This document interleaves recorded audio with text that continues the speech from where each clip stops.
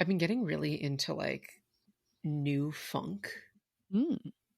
Not that like I'm not usually into things like that, but like sort of splitting off of our love for Sammy Ray and the Friends Hmm. and going into like, a lot of like Wolfpack and Snarky Puppy and like Ollie Parker, Couch. There's a bunch of others, but I was listening to.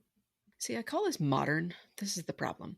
The song I was listening to was Us Three's Cantaloupe Flip Fantasia, Hmm. which is like a hip hoppy remix of Herbie Hancock's Cantaloupe Island, which is a jazz standard. Hmm.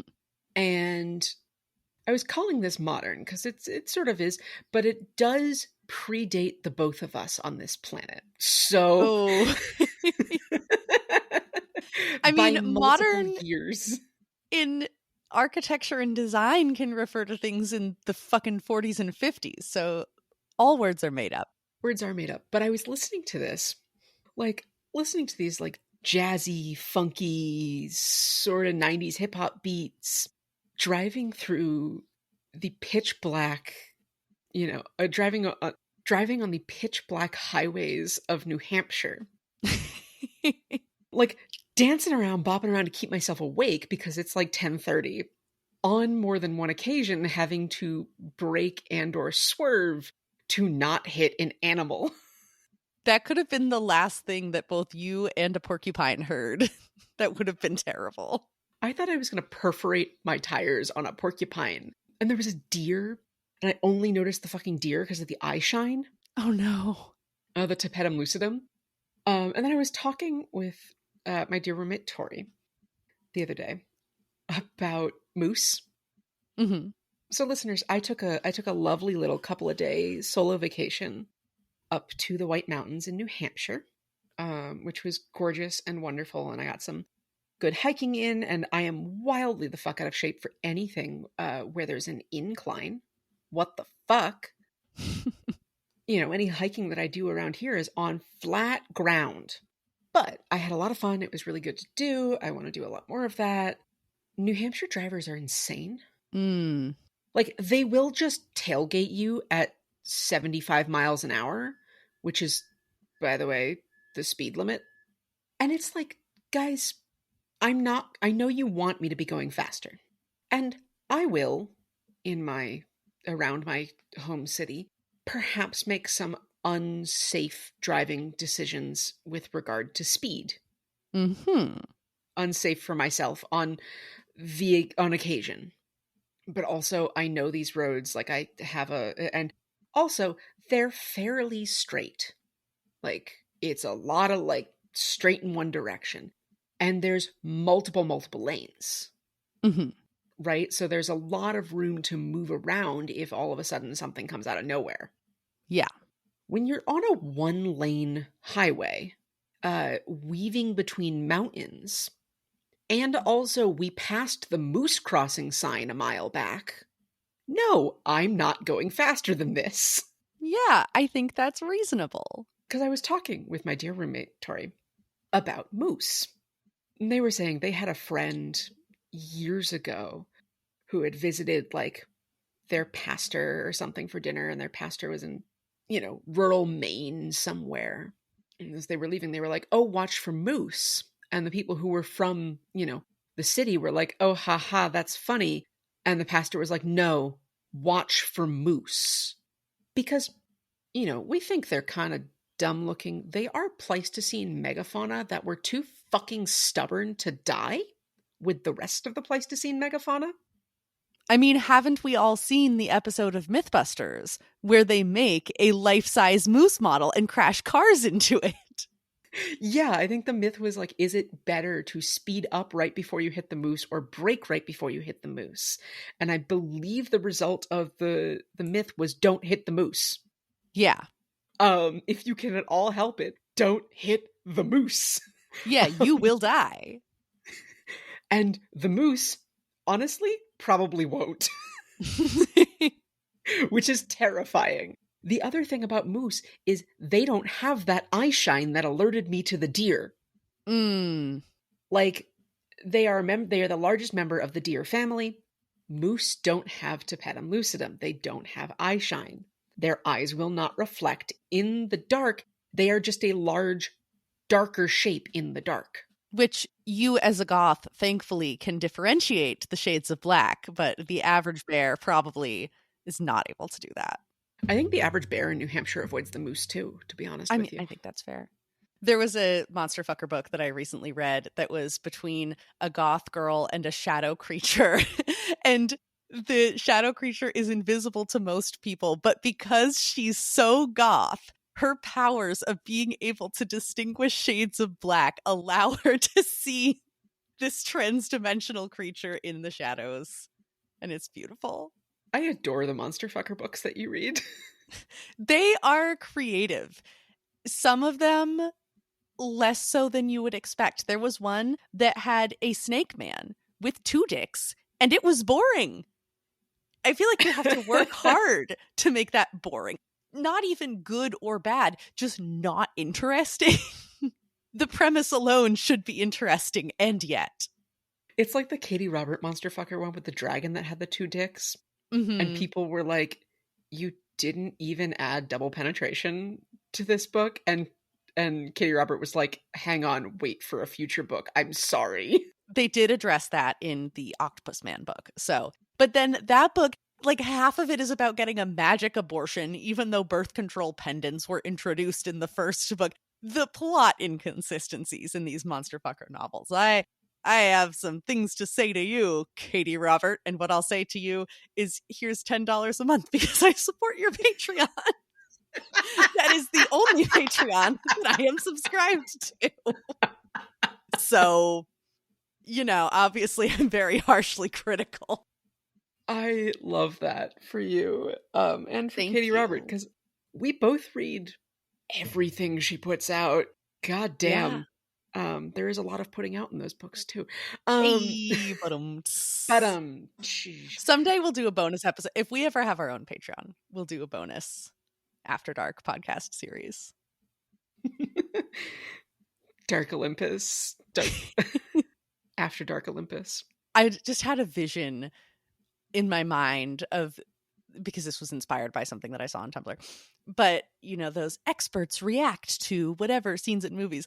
I want Greek gods react to Dark Olympus by Katie Robert. Oh my god. Gods, specifically. Going, I would never say that, or actually that's pretty realistic. Or like, hey Persephone, are you free right now? I want to try something.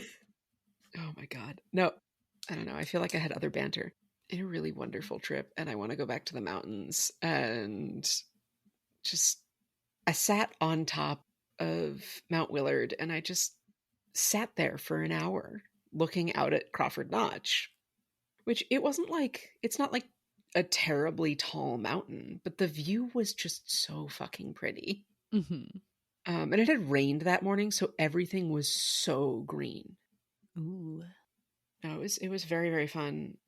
I would honestly do that so much more often, if not for the New Hampshire of it all. Yeah, that is kind of a factor. Also, catch our downloads, never, ever going anywhere in New Hampshire again. Sorry, New Hampshire. Your state is gorgeous. You just have some freaky people. Not like us. We're cool freaks. You have some conservatives.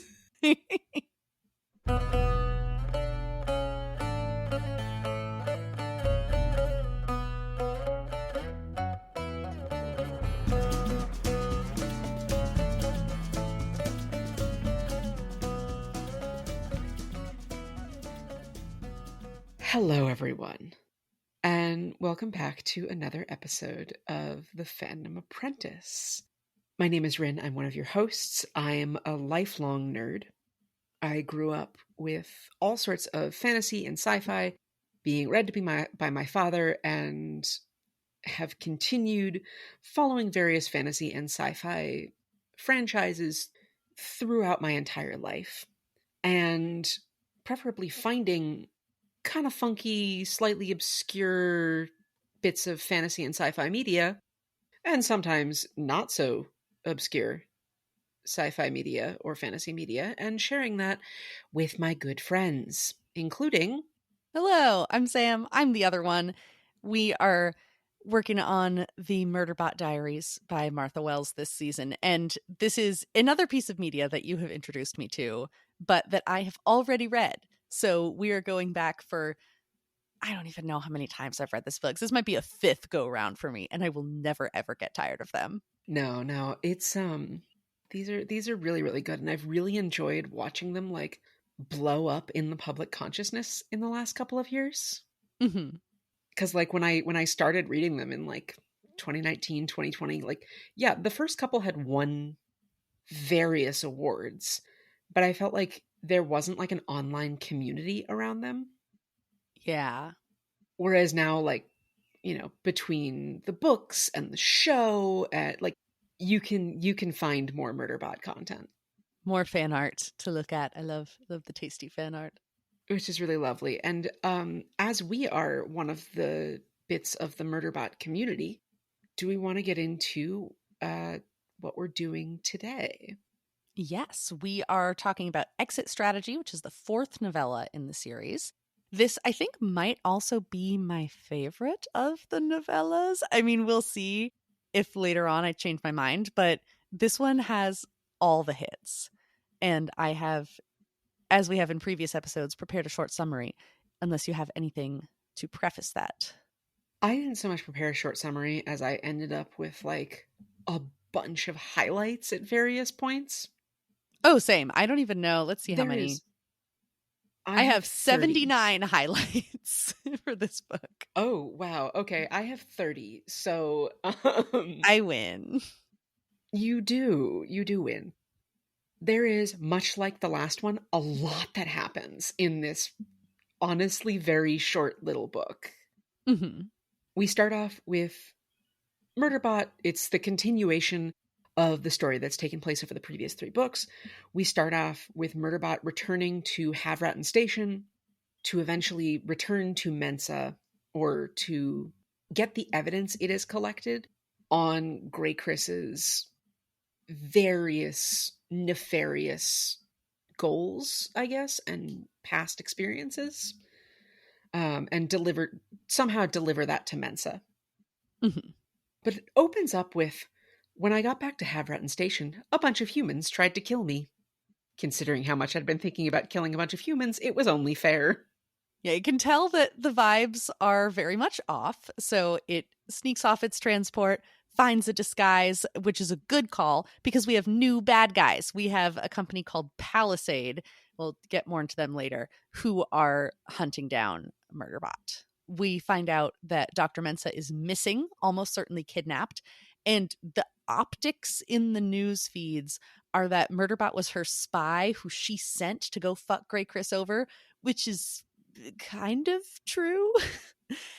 Except that it decided to do that. Yeah, it's kind of true. The company, Big C, doesn't know where Mensa is, which is a problem because she's their contracted client. Garathan, Pinley, and Rathi are also unaccounted for. There's a whole section when it's finding its way like around Palisade and disguising itself. There are multiple points where like it talks about how it knew it was probably going to have to deal with some of this, not quite how extreme it's gotten. But then it knows, but like then once it's actually actively dealing with it, it describes a lot of its preparations, and then how it's actively getting around security measures and making its disguises and using the identity clips that it stole from Wilkin and Girth last book. Every time it mentions like, I was passing off as an augmented human. I looked more human. This made me seem more human. Every single time it mentions that, it immediately follows up with, I didn't like it. Oh yes, I have a lot to say about all of that after we do the plot overview. Murderbot does some espionage. It finds everyone except for Mensa, and they all confirm that she is definitely being held hostage. They make a plan to fake some preservation assets to pay the ransom on Mensa, which goes badly. They pivot. Murderbot extracts Mensa in a big fight. And while they're sneaking off together, they also have a big feelings talk. Then everything goes to shit again because Palisade gets permission to storm the station and initiate a lockdown. That leads Murderbot to sacrifice itself so Mensa can escape to the company ship. And you know it's really bad when the company is our only hope. Help me, evil corporate entity. You're my only hope. Trapped inside with Palisade closing in on all sides, Murderbot gets in another epic fight, but it is hesitant to kill the other sec units and offers to free them instead. They don't take it up on that, but it's Point a of nice order. gesture. Yes. Yeah. Point of order. It only offers to free the combat sec unit. True. Yes. But it's still a noble effort. Yes. PresAux extracts Murderbot. There's more feelings. Murderbot hacks the company gunship, causing a catastrophic failure of its own systems. And it wakes up en route to preservation. Then it settles in, explores preservation station, safe for now, and contemplates the future. That is the broad strokes of the plot. Yeah, I will also point of order your last couple sentence there. And okay. The company, just how it hacks, because it doesn't really hack the company gunship. It so much as, because there's the whole thing with the disembodied combat bot, which is hacking the gunship. So like it mentions it was like, I had a partial hack here on the gunship, but like by that point, it's cooperating with the gunship bot pilot. Yeah, it's more of a full merging kind of situation. Yeah, it becomes one with the gunship so they can together fight off a greater threat to them both. Which I have many, many thoughts about the disembodied combat bot. The fact that in the business, we call this foreshadowing. Dun, dun, dun. And we'll get into more of what that means in future books. Fine. Everything will be so fine. Nothing bad will happen. But speaking of that separation and merging of itself with the gunship, I feel like this book really starts getting a lot more into the separation of body and mind theme that I feel like will play in the future books quite heavily. And also a separation of Murderbot and other sec units and how it now perceives itself. It's struggling to find a happy medium between, I'm not like other sec units, but I'm not a human and I don't want to be a human. Is that my only option? Can I be a person? Do I want to be a person if person equals human? How do I relate to other people? I felt like a big theme in this book was what are we? Like the relationship question. Because now it's returning to its preservation friends after 2 books worth of side quests. And it's had some of its own experiences without them, kind of testing out different ways of being perceived by different people. And now returning with that new knowledge. What are its relationships to these people? How does it define them? What are some things that might be scary to Murderbot about confronting the reality that maybe it has friends? There was the one highlight on I have many highlights honestly on its how it interacts with friends. But there was the highlight specifically where it's talking about how sec units are basically never used on station, which that's Chekhov's sec unit right there. We now know by the end of the novella that sec units are going to be used on a station transit ring. But it says, the security companies would ship us, parentheses, them, through the port as cargo. And that, which that directly follows a couple of pages where on every single page it has brought up, like, I looked more human and I hated it, but it was necessary. I wanted to escape notice, but I didn't want to be human. There is one part where it's talking about its disguises in a positive way. And it's gone into a little kiosk to pick out some new clothes. And there's a fun little shopping montage. And it says, when I put the new clothes on, I had a strange feeling I usually associated with finding a new show on the entertainment feed that looked good. I liked these clothes. Maybe I actually liked them enough to remove the quotation marks around liked. I don't like things in general that can't be downloaded via the entertainment feed. Maybe because I'd picked them myself. Maybe. So even amongst all of this complicated, how are other people perceiving me nonsense, it still has the ability to exercise some free will and choose things for itself. And that feels good. And that is also scary. And so it is also, while it's genuinely grappling with these issues of not wanting to be perceived as a human, is also kind of trying to hide from those feelings because they are difficult to reckon with. I think that's something that a lot of queer people can understand of saying, I might like this. What does that say about me? Am I prepared for this reality? Yeah, big mood, Murderbot. And then going back to its relationships with other people, like the first time when it really like decides its course of action to go to Tranril and Haifa and find Mensa and also Pinley and Garathan and Rothi, it says, I had to go meet some old friends. Like it immediately acknowledges, fuck, we are in fact friends. Yes. And there's a whole quote where it's equivocating about what they are and if we're actually friends. Let me find the quote.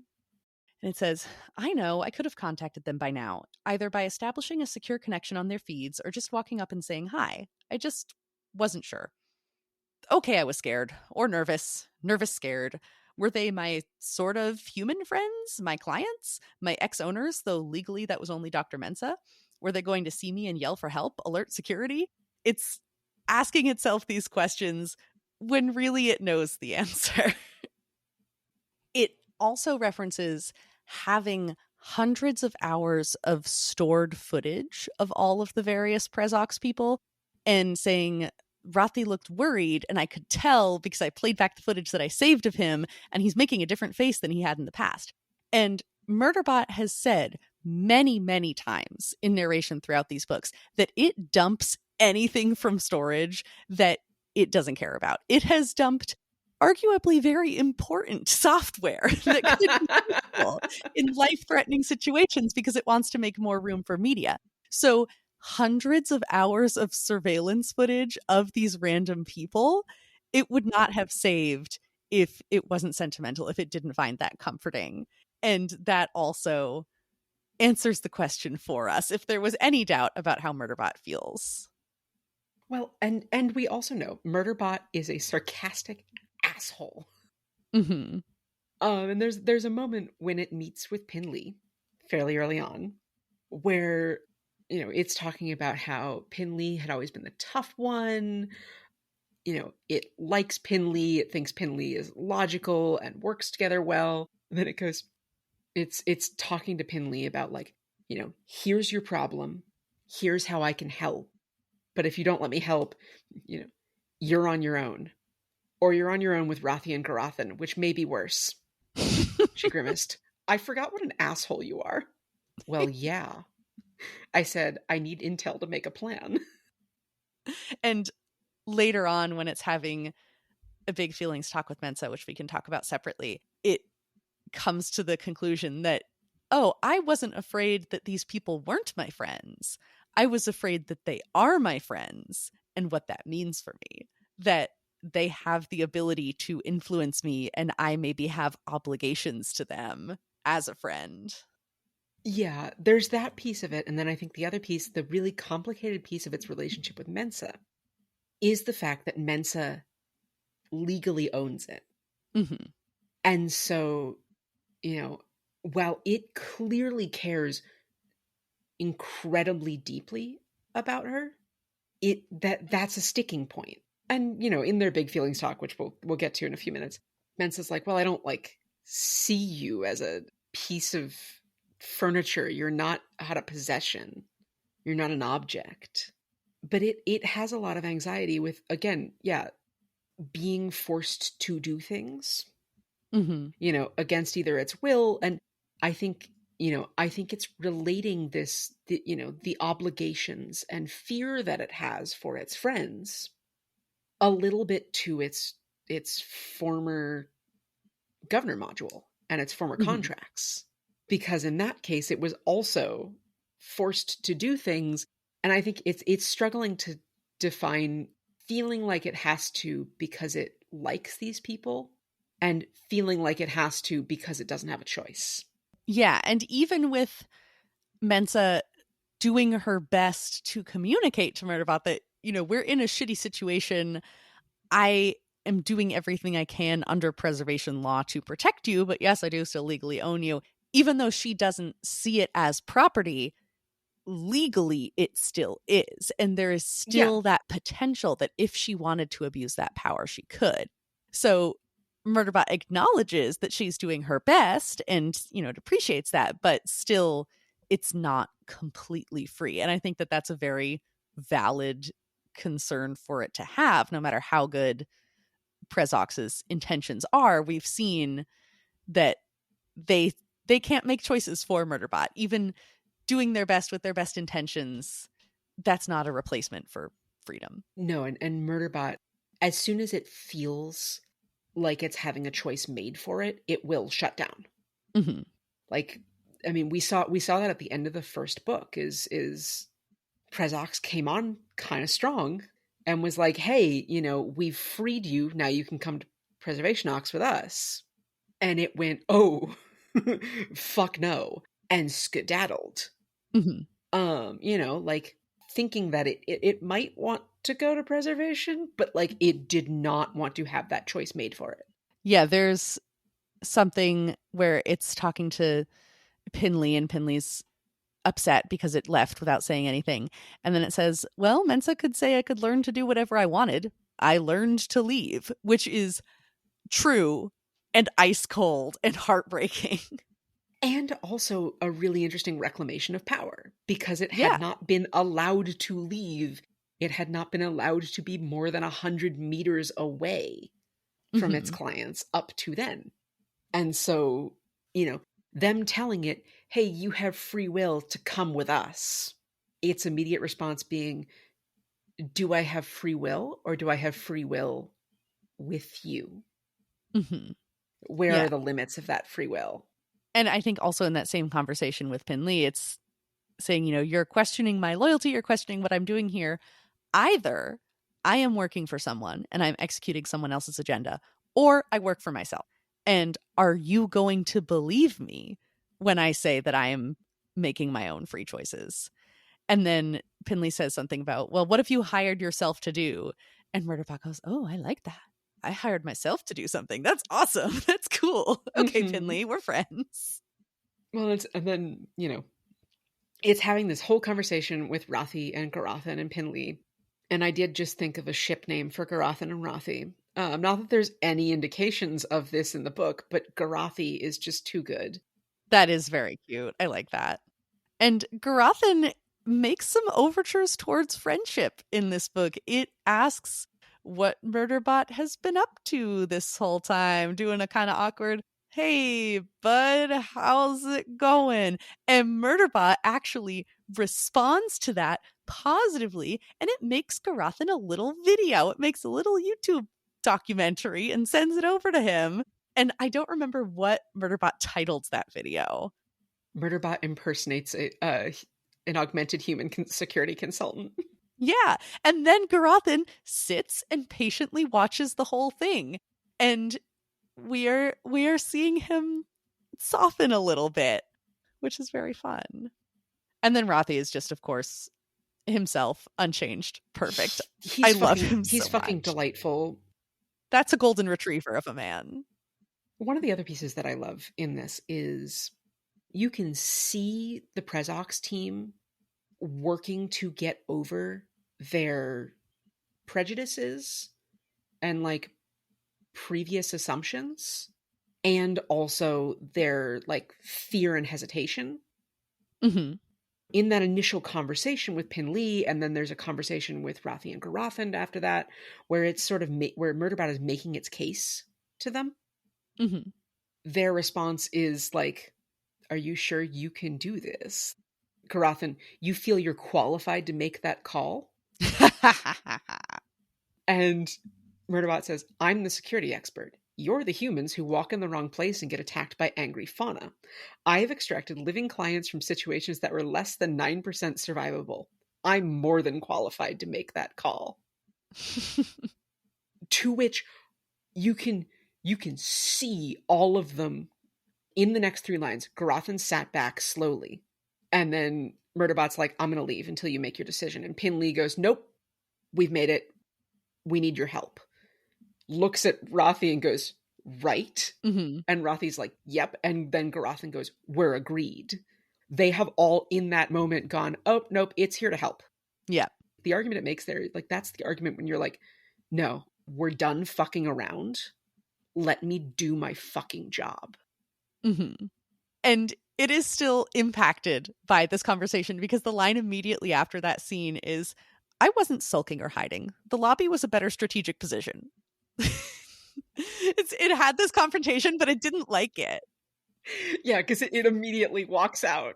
Yeah, it goes, okay, bye. Just, it's so good. I love how much joy Murderbot seems to get from being good at its job. Yeah. You know, there's other sort of, when it describes its, you know, experiences with heirs and the others and the way to have Ratten, being like, a few times I've broken up fights, been forced to give relationship advice, and the infamous cracker wrapper in the sink incident, where it clearly was like, that wasn't fun, but it did have exchanges I'd tagged so I could critique my performance later. Between that and its argument of like, I have saved humans from certain death, it wants to do well. You know, it knows it was, you know, on the one hand, like, this is the, what is free will? What is my choice? What is set before me? Mm-hmm. Thing of, it was created to do security. So like, it has that ability, but now we've seen over the course of the last 2 novella where it has in multiple occasions been like, well, fuck, I actually want to help these humans. Mm-hmm. Going from it is required to be doing this to no, it's making the conscious decision to do this and realizing I can do this better than them.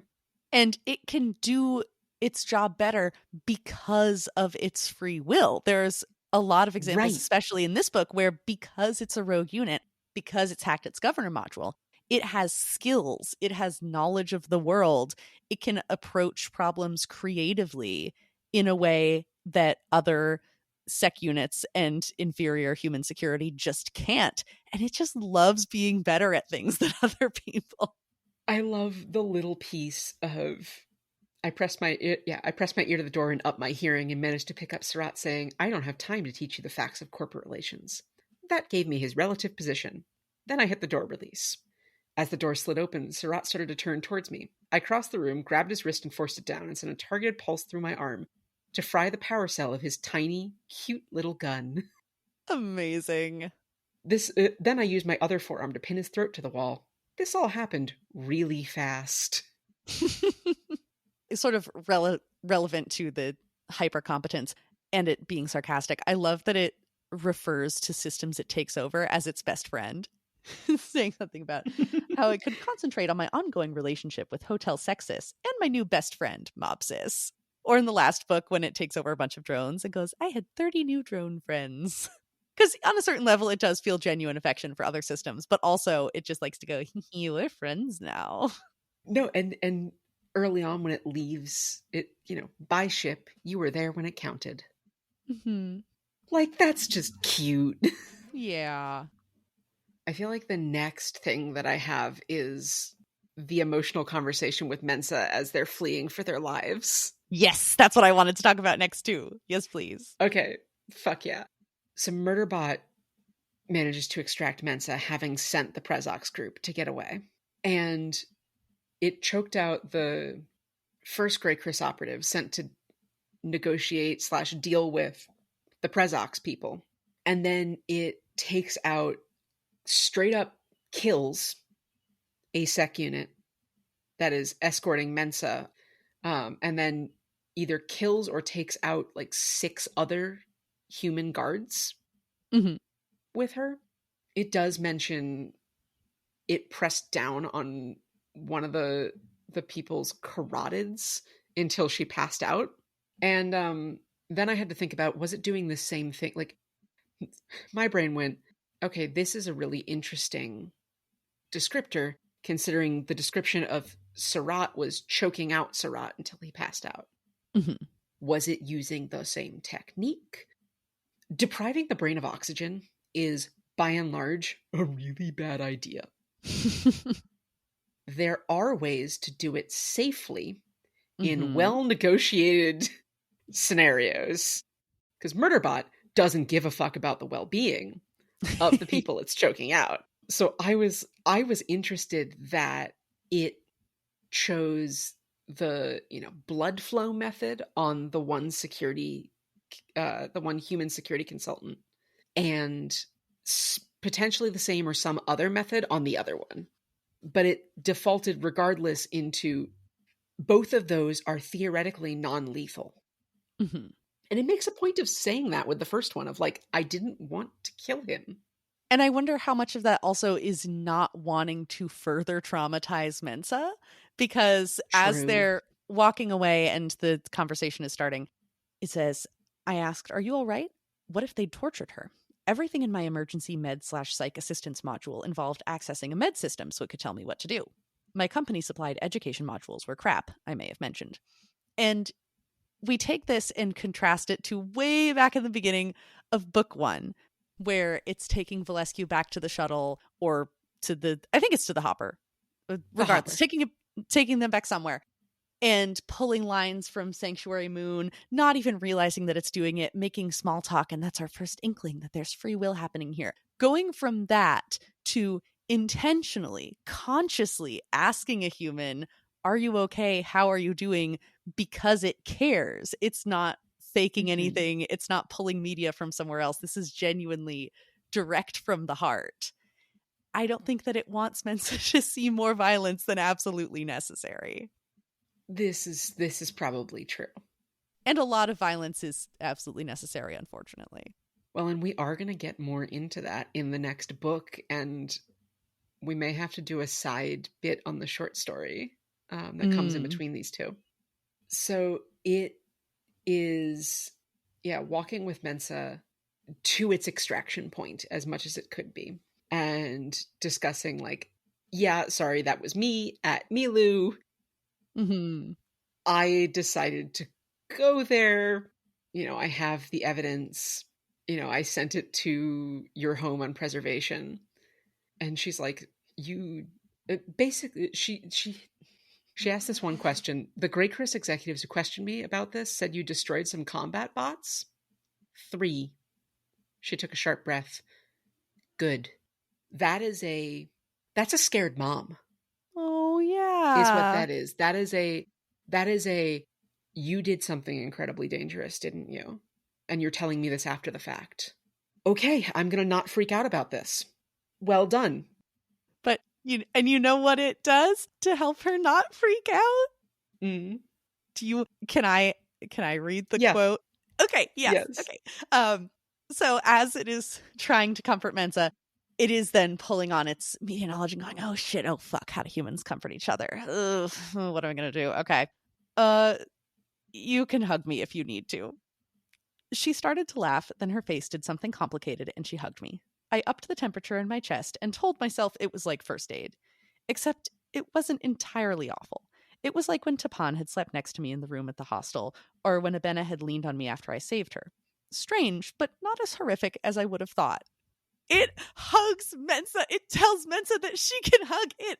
The hug is so important to me. This is one of my favorite moments of their relationship, because we know what a massive deal this is for Murderbot, and upping its body temperature to comfort her. Ah! There's a lot of touching in this book with Murderbot. Of the preservation team has very much realized Murderbot does not like to be touched. However, it understands when that is helpful to us or to its cause. Mm-hmm. And so long as we give it warning and the ability to say no, it's okay with it. Consent, kids. And rule number 1, do not touch security consultant Rin. So they're getting to their extraction point, and Mensa asks, is it better, if we're talking? Is it easier if we're talking? And Sec Unit is like, maybe. And this is a little bit, to me, like Mensa also needs to be talking. Yeah. Like she just let it do its job if she was okay with that, but I think she also needs the reassurance. Mm-hmm. But she asks it about Sanctuary Moon. Mm-hmm. And why Sanctuary Moon is its favorite. And its response is, without it, not in a quote, but just in the text, yes, that we can talk about. I actually felt the organic tissue on my back and shoulders relax. And, Mensa has watched a couple of episodes. Mm-hmm. She got interested when Rothy and Murderbot in book 1 were talking about the colony solicitor murdering the terraforming supervisor who is the secondary donor for her implanted baby. She was framed, excuse you. It's watching it. And she goes, then I got involved. Meanwhile, while this conversation is going on, Murderbot is also interjecting, like, I'm deflecting scans. I'm doing, like, it's having this whole conversation with Mensa while also telling us we are still actively in danger. And I'm still handling all of it. Mm-hmm. And then it mentions, it likes Sanctuary Moon the most because it was the first one. It was the first piece of media that it saw. And it made it feel like a person, specifically, is what it says. To which Mensa goes, you are a person. And Murderbot goes, oh, that we can't talk about. But then not legally. Then, she keeps bringing it back because Mensa's a great conversationalist, even when she is in the middle of a traumatic experience. And Murderbot's talking more about why it likes Sanctuary Moon and says, it kept me company without making you interact, she suggested. That she understood even that much made me melt.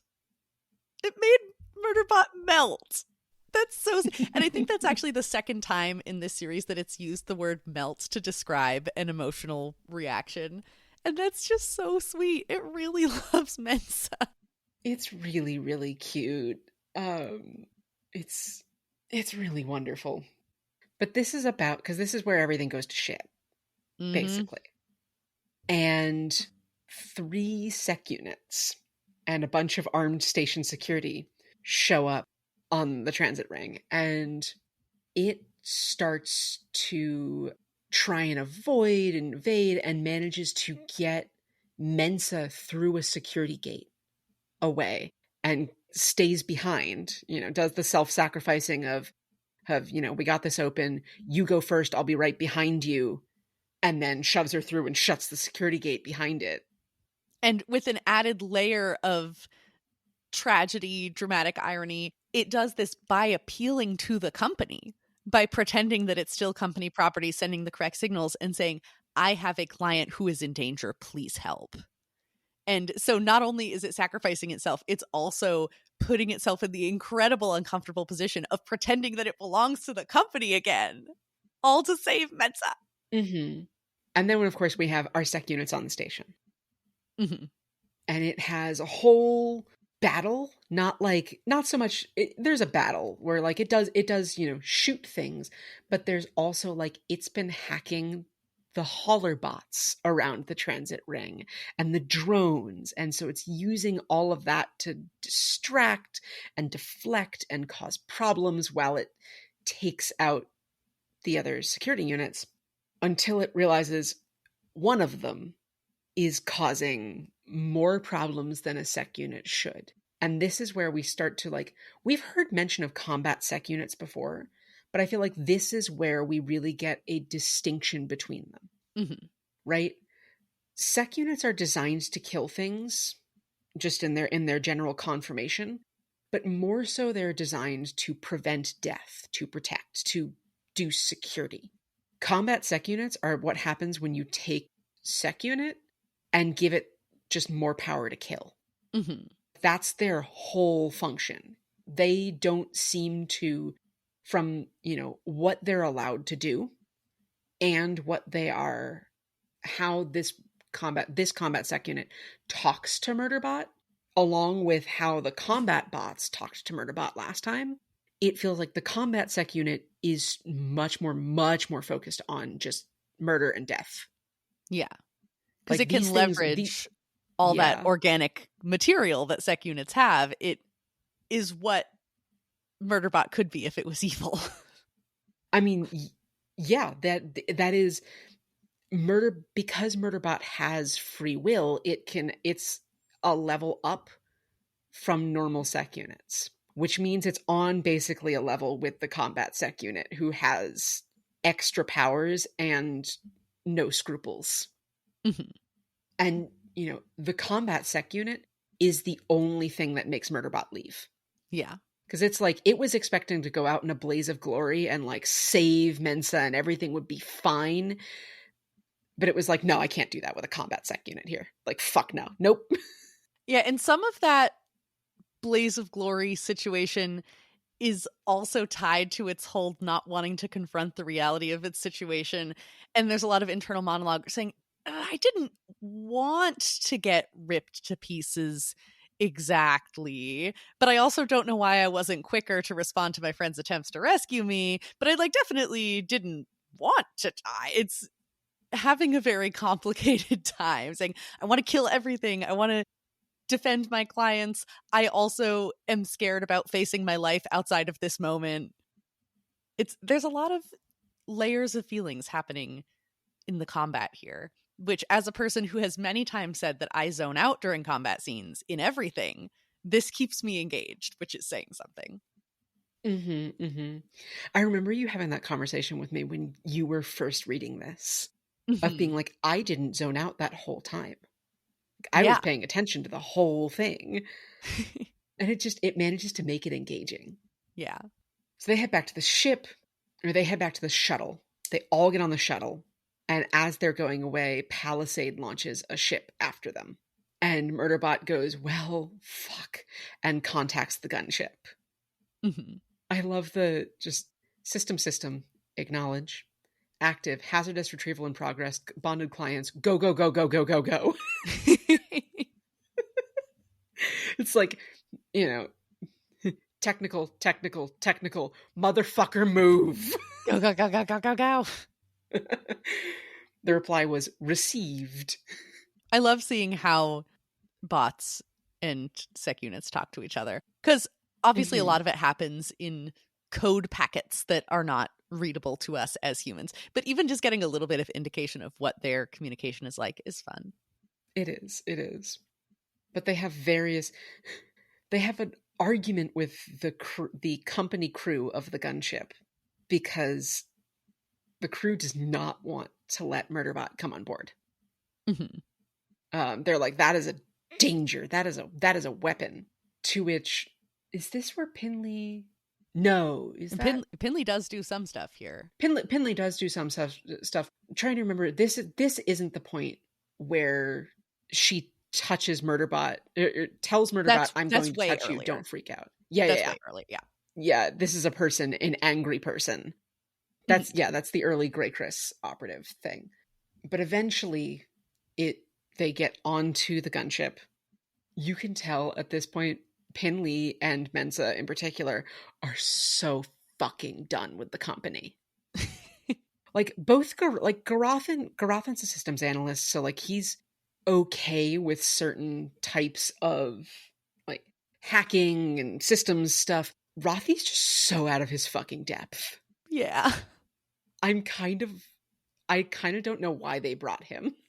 Yeah, he's a biologist. I don't know exactly what he's doing here, but he's there for moral support.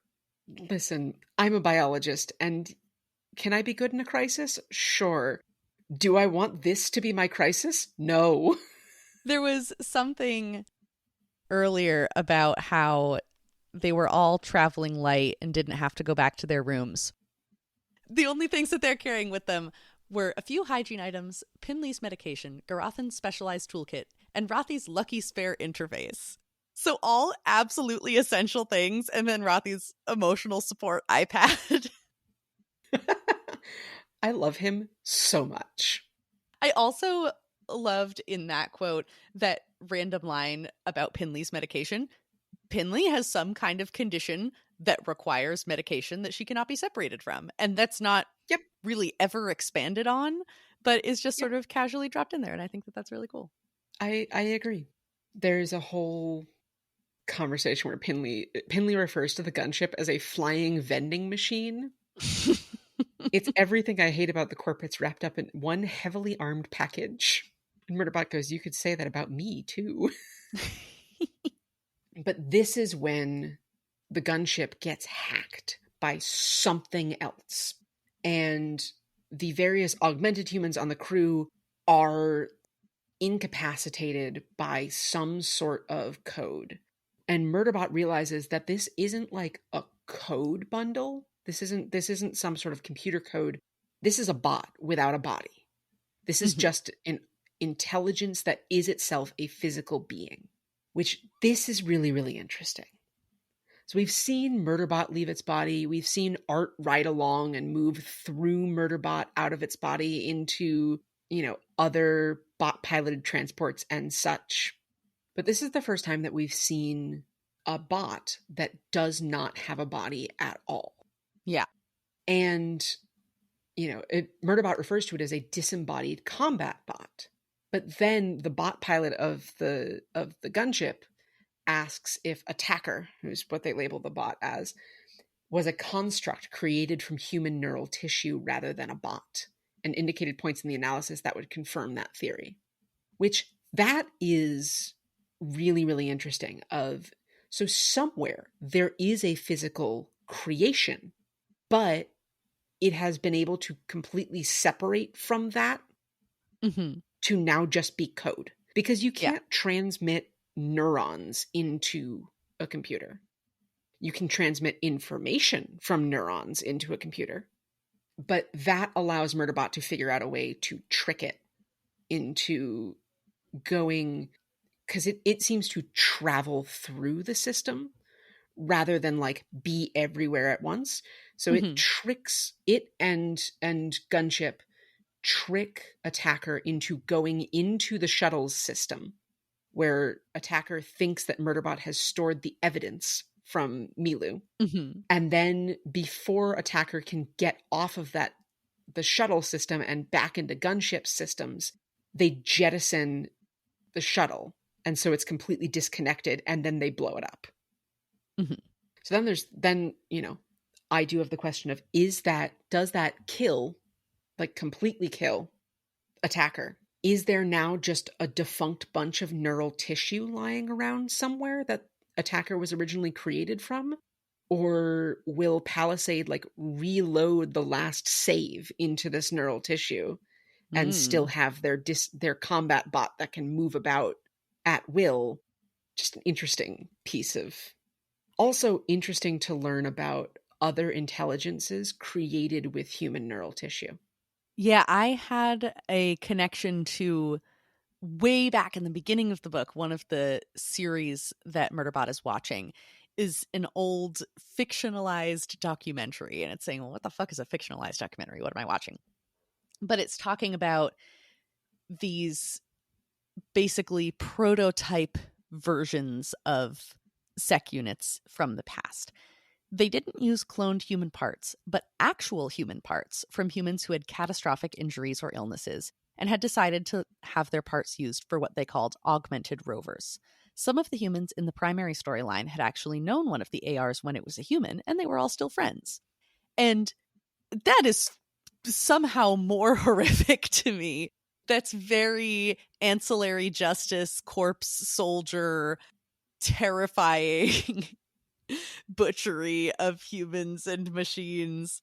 But it was cool to see also just like a little bit of history that this technology evolved from somewhere. It was not always this very elegant sec unit or neuron bundle that can hop into rovers and ships. It started out as fucking Frankenstein monsters, and everyone was cool with it at that point, and it just kept going. There is a short story about this that Martha Wells wrote that I have read, and it's quite good, and I think we should talk about it. I either think you next sent it time to or the me, but time I didn't after. read it. I definitely did. My But apologies I think we for not should reading. definitely talk about it on the pod because it's really, really interesting to see the history. Yeah. And it's not like a direct link, but you can kind of assume that this is what Murderbot was talking about. Mhm. But this attempt to, or this successful destruction of the disembodied combat bot leads to Murderbot having basically catastrophic organ failure. Mhm. And it shuts down completely. And it seems to shut down for weeks. Yeah. To the point where like it gets all the way to preservation, or almost all the way to preservation, before it figures itself out. And there's a few different things that help it figure itself out. Mhm. And like you can tell that, the PresAux team has been there the whole time. Rothy asked me, "How do you feel?" The only tag I can access on Rothy is a partial that says, "My human friend." That's strange and unlikely, but the pre-catastrophic failure version of me seemed sure about it, and I didn't have anything else to go on. Fine. Possibly it's obvious that I'm not fine. Rothy said, "Do you know who you are?" I didn't have an answer. My buffer said, "Please wait while I search for that information." Okay, Rothy said. Okay. Yeah. What the fuck? Again, it had deep in its memory tagged Rothy as a friend, and that comes back to it before other memories. And then the next thing that comes back is, "That was Garathan. I didn't like him. I don't like you. I know." He sounded like he thought it was funny. That is not funny. I'm going to mark your cognition level at 55%. Fuck you. Let's make that 60%. There's lots of little throughout this chapter, there's a lot of like little parentheticals where it's talking about, during the actual text, it talks about like, this is me slowly rebuilding my memory. And the parentheticals are the interactions with the rest of the team that help it put this all back together. Mhm. And then the thing that connects the most dots is Sanctuary Moon. As soon as it starts finding some episodes and watching them, almost everything comes back to it. Mm-hmm. And I love that this symbol of its free will, the first media that it ever consumed, is also helping bring it back to itself. Well, and that's really, really interesting to, yeah, that's really, really interesting to see, because this is something that is done with dementia patients, where like you play them music Mm-hmm. that they know, or show them books or movies or TV shows. Like these bits of media stick in our memory, and they help us connect dots. They help us make sense of the world. And so, when you have a person whose brain is struggling making those connections, giving some other sort of memory that might help can help sort of like, if you can't go in straight line from memory A to memory B, well, okay, I can insert memory C. Memory C connects to memory D, which connects to memory F, which connects back to memory B. So there's no connection between A and B, but if I go from A, C, F, D, B, that does the job. Mm-hmm. Which is that's really interesting. That's really fun. Yeah. And there's a couple of other pages where like it slowly starts to get back to itself. It gets a little bit more with each page. It gets to the preservation transit ring. They give Murderbot a little network for it to explore in the feed. Which they made just for it, because preservation cares about privacy and doesn't really have a lot of security surveillance like in the corporation rim. But they put up a bunch of cameras and made a little network just for Murderbot. And I thought that was really nice. There's, in later books, Mensa will talk about Murderbot's drones being basically medical devices, that it needs these things to be able to properly experience the world. And yeah, we're seeing that they understand that this is absolutely essential for Murderbot, and they do it. And I think that's nice. Mm-hmm. I love when Arata and Oversay arrive, which I fucking love Arata and Oversay. Mm-hmm. I may have mentioned here before. There's a fan artist, and I will have to find their name and mention it in a future episode. But there was a fan artist on Tumblr who has who did fan art that is basically my mental image of the PresAux party these days. 10 Owls. Yes. They have some really, really incredible Murderbot fan art. It's very, very fun. Yeah, their designs are my headcanons for basically all of them. Besides maybe Garothin, because TV show Garothin has grown on me a lot. But everybody else, but also all the different interpretations are part of what makes it so fun. And the image of Oversay connects to my like fan casting of Oversay as ER Fightmaster. Yes, you have told me this. Who is just so incredibly hot. And I was, a little disappointed that Oversay was not in the show. Not that the show would magically have cast ER Fightmaster as Oversay, but they should. And, Arata tries to be like, hey, you can come and do security with us. And Pinley's like, not yet, it can't. It can't enter into any contractual agreements until it completes its memory rebuild. And Murderbot gets a little, pissy about this. Why? I asked her. Because my owner says so? No, asshole, Pinley said, because I'm your legal counsel. I'm not going to tell you what to do, but I'm not going to let anybody take advantage of you because you don't know what's going on. Mm-hmm. Eventually, there's the little bit, rebuild process complete at cognition level 100%. At 37 hours since arrival, I sat up. I said aloud, that was stupid.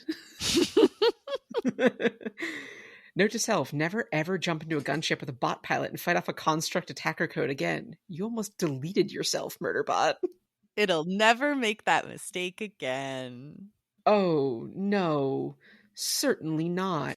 Mm-mm. But then, and this is one of my favorite little bits. Yes. It immediately runs. But it doesn't. It immediately basically makes it clear that it's running away, makes it so it's trackable, and then doesn't, and then goes to Mensa's office and sits there. Mm-hmm. Basically, it wants to see if the PresAux team is actually serious. It wants to see if anyone's going to try and stop it. And no one does. Whether or not they noticed, because as we mentioned, preservation doesn't have a lot of security, but if they noticed, they went, okay, that's just what's happening.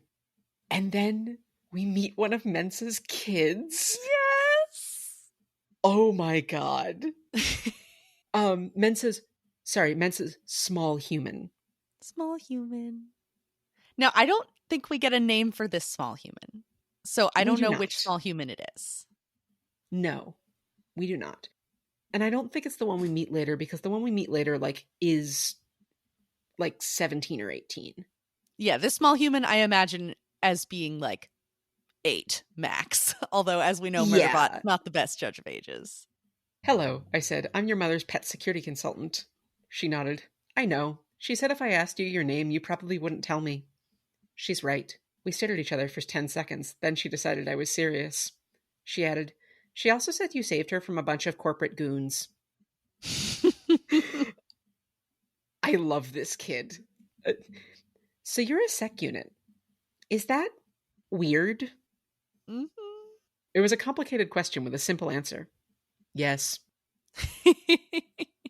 And then Mensa goes, Mensa basically tells it, I thought you were leaving. But doesn't say anything of I'd be sad about it. She doesn't try to convince it not to. It just says, yeah, I thought about it. And then she goes, okay. She takes that in and sort of goes, well, it's still here. So let's go on to what's next. Mm-hmm.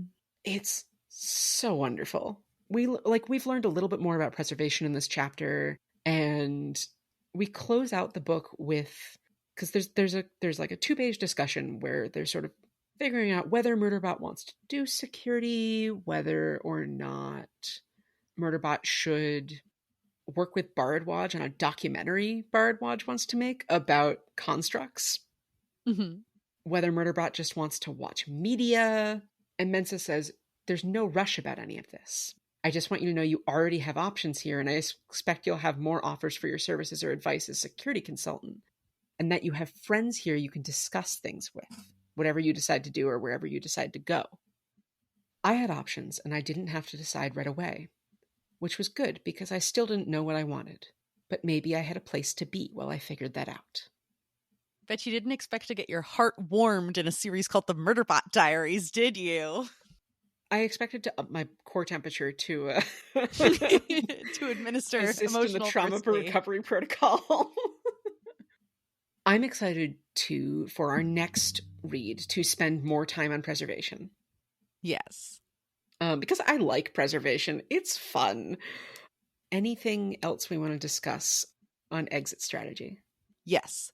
There is one Please. very silly thing that is probably maybe my favorite silly moment in the entire series, which is the towel conundrum. So very early on, Murderbot rents a fancy hotel room with one of Wilkin and Gert's hard currency cards, and it only gets to spend a couple hours in there. But it is simply bamboozled by the arrangement of this room. It drops its bag, lays down on the bed. It was huge. Why have a bed that could easily accommodate 4 medium to large humans when you only had one hook for towels in the bath facility? Were the humans supposed to share the towel? And then later, it's in a different hotel room and talks about there being an appropriate number of towels. And I am just confounded. Why? We know that this is a world where non-monogamy is the norm. Sure, you could have a bed that could fit 4 people, and that's normal. But why is there only one towel hook? Why are there not more towels?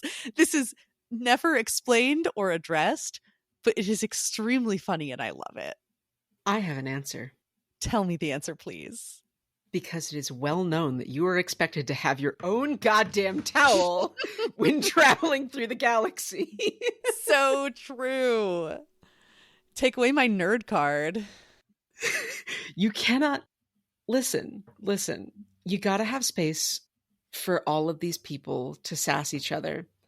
But otherwise, but any real Hoopy Frood is gonna have their own damn towel with them. You beat me to Hoopy Frood. I would almost make that the title of this episode, You Beat Me to Hoopy Frood, but that is not relevant to the content at all. But I think that I'm funny. No, it is. That's perfect. That's a great title. Done. Listeners, a little peek behind the curtain. Rin writes all of our titles and episode descriptions, but occasionally I'll have a burst of inspiration and I will humbly submit a title. And then those are just like little jewels in my podcast crown of, oh, look, there's one title that I came up with. Amazing. But other than that, that's it. This is a wonderful, wonderful book. It's a good one. I really enjoy it. I enjoy, again, that we keep learning things about the differences between different types of bots and different types of constructs in this universe, and that there's, clearly types of beings that Murderbot doesn't know about or understand. But regardless of what type of being it is, if that being has autonomy in any way, it tries to respect that autonomy to the point of, when the other sec units are trying to kill it, it kind of goes, well, that's their choice. Particularly with the combat sec unit, it's sort of like, well, I offered it a way out and it said no. So now we have to deal with that problem. Right? So like, it understands that, it has free will, which means so do other constructs and bots as much as it can give them. Yeah. Even if that free will is in direct conflict with its own. So next time we'll be discussing the 5th novella in the Murderbot Diaries series, Fugitive Telemetry. This was published in 2021, I believe, and was published after the novel Network Effect, but it takes place in between Exit Strategy and Network Effect chronologically. We may have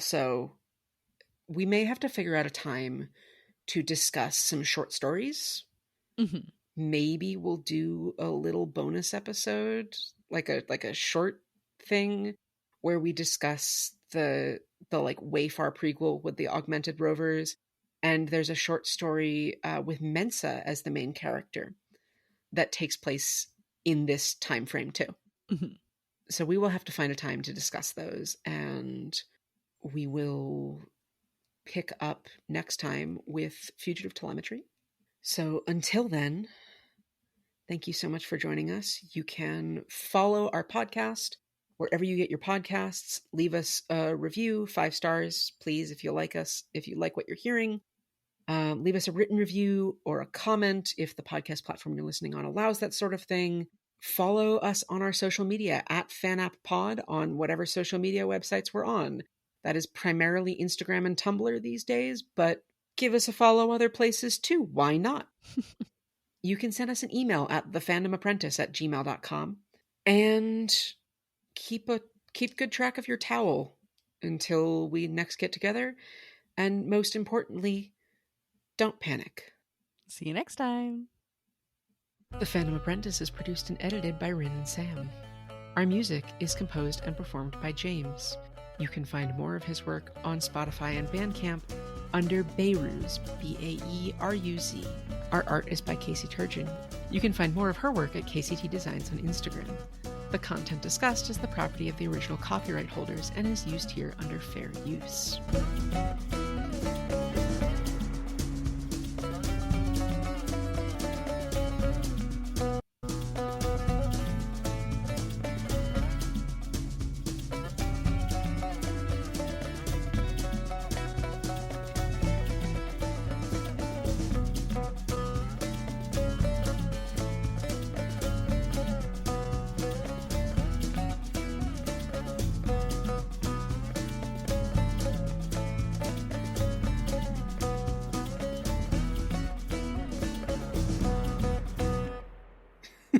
See you next time, y'all.